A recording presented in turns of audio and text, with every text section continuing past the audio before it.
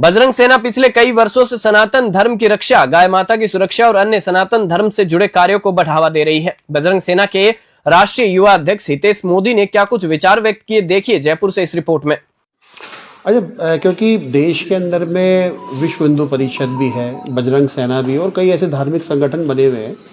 लेकिन बजरंग सेना बनाने की क्या आवश्यकता पड़ी? बजरंग सेना बनाने की आवश्यकता पड़ी कि हमारी पूरा बजरंग सेना भारत क्षेत्र में गाय माता, राज्य माता या राष्ट्र माता घोषित हो। वो कोई दूसरे संगठन में अभी गाय माता, राष्ट्रीय माता घोषित हो, ऐसी मेहनत कोई भी संगठन में नहीं चल रही है, क्योंकि बजरंग सेना पूरे भारत में 14 राज्यों में 14 क्षेत्रों के अंदर जो गाय माता के लिए हम लड़त लड़ रहे हैं, जो हमारे सनातन हिंदू भाइयों के लिए, बहन के लिए और गाय के लिए जो हम लड़त लड़ रहे हैं, उसके लिए हमारे बजरंग सेना के सभी जिले के पदाधिकारी है, क्षेत्र के पदाधिकारी है, वो गाय माता को राष्ट्रीय माता घोषित करने के लिए हमने ये संगठन पूरे भारत क्षेत्र में सबसे ज्यादा बड़ा किया है और ज्यादा से ज्यादा संख्या इसमें जुड़ी है, क्योंकि बजरंग सेना का एक उद्देश्य है कि गाय माता के सम्मान में बजरंग सेना मैदान में।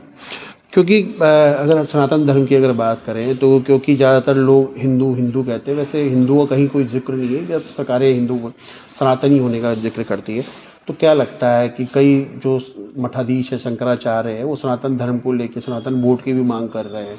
तो बजरंग सेना अपने आप को उस वक्त कहाँ दिखती है? उस समय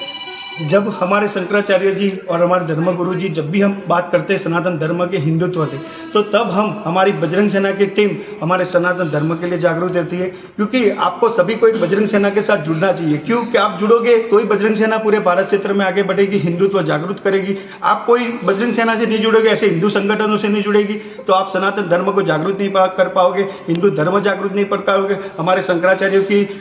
जो उनका प्रचार प्रसार हो रहा है पूरे भारत क्षेत्र में, हिंदू जागो राष्ट्र करवाना है उनको, पूरा देश हिंदुत्व का, उसमें आप जागरूक नहीं होगे। तो ये बजरंग सेना हमने पूरे भारत में, हमारे अशोक शर्मा जी जो राष्ट्रीय संस्थापक है, उन्होंने बहुत दिन रात मेहनत करके सनातन धर्म को जागरूक करने के लिए। और बजरंग सेना का दूसरा भी एक उद्देश्य है कि साधु संतों के सम्मान में बजरंग सेना मैदान में, क्योंकि बजरंग सेना एक हमारे शंकराचार्य और साधु संतों से पूरी चलती है बजरंग सेना भारत क्षेत्र में, तो सनातन धर्म के लिए बजरंग सेना